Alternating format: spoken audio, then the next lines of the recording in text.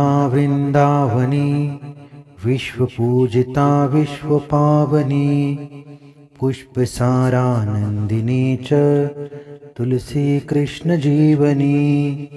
एतनाम अष्टकं चैव स्तोत्रनामार्थ संयुतं यः पठेत् तां संपूज्य सुभवमेघफलं लभेत्। श्री तुलसी स्तोत्रम एक अत्यंत प्रसिद्ध और प्रभावशाली स्तोत्र है जिसे श्री पुंडरीकाचार्य ने रचित किया है। यह स्तोत्र विशेष रूप से तुलसी माता की पूजा और आराधना के लिए है, जो विष्णु के प्रति अपनी विशेष श्रद्धा और भक्ति का प्रतीक मानी जाती है। तुलसी देवी को विष्णु की प्रियता, मोक्ष प्रदान करने वाली और सभी पापों को हरने वाली देवी के रूप में पूजा जाता है। इस स्तोत्र का पाठ करने से सभी प्रकार के पापों का नाश होता है और पुण्य की प्राप्ति होती है। तुलसी माता की पूजा से व्यक्ति की विष्णु भक्ति में गहरी श्रद्धा और स्थिरता आती है।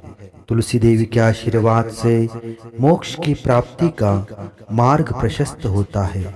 यह स्तोत्र धन, ऐश्वर्य और सुख समृद्धि की प्राप्ति के लिए अत्यंत लाभकारी माना जाता है। यह स्तोत्र न केवल मानसिक बल्कि शारीरिक शुद्धि भी प्रदान करता है और जीवन में पवित्रता लाता है। इस प्रकार श्री तुलसी स्तोत्रम का नियमित पाठ व्यक्ति को आध्यात्मिक और भौतिक दोनों ही दृष्टियों से लाभ प्रदान करता है। श्री तुलसी स्तोत्रम। जगद्धात्रीं नमस्तुभ्यं विष्णोञ्च प्रियवल्लभे, यतो ब्रह्मादयो देवः सृष्टिस्थित्यन्तकारिणः। नमस्तुलसी कल्याणी नमो विष्णुप्रिये शुभे, नमो मोक्षप्रदे देवी नमः सम्पत्प्रदायिके। तुलसी पातु मां नित्यं सर्वापद्भ्योऽपि सर्वदा, कीर्तितापि स्मृता वापि पवित्रयति मानवं।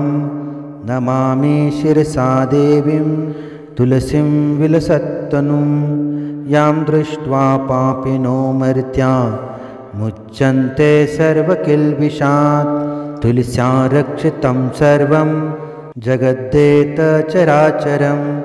या विनिहन्ति पापानि दृष्ट्वा वा पापिविर्नरे। नमस्तुलस्यतीतरां यस्ये बद्धाञ्जलिं कलो, कलयन्ति सुखं सर्वं श्रियो वैश्यास्तथा परे। तुलस्या न परं किञ्चित् दैवतं जगतीतले, यथा पवित्रितो लोको विष्णुसङ्गेन वैष्णवः। तुलस्या पल्लवं विष्णो शिरस्यारोपितं कलो, आरोपयति सर्वाणि श्रेयांसि वरमस्तके। तुलस्यां सकला देवा वसन्ति सततं यतः, अतस्तामर्चयल्लोके सर्वान् देवान् समर्चयन्।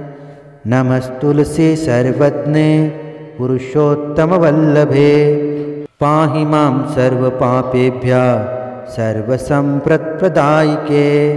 इति स्तोत्रपुरां गीतं पुण्डरीकेन धीमता, विष्णुमर्चयतां नित्यं शोभनस्तुलसीदले।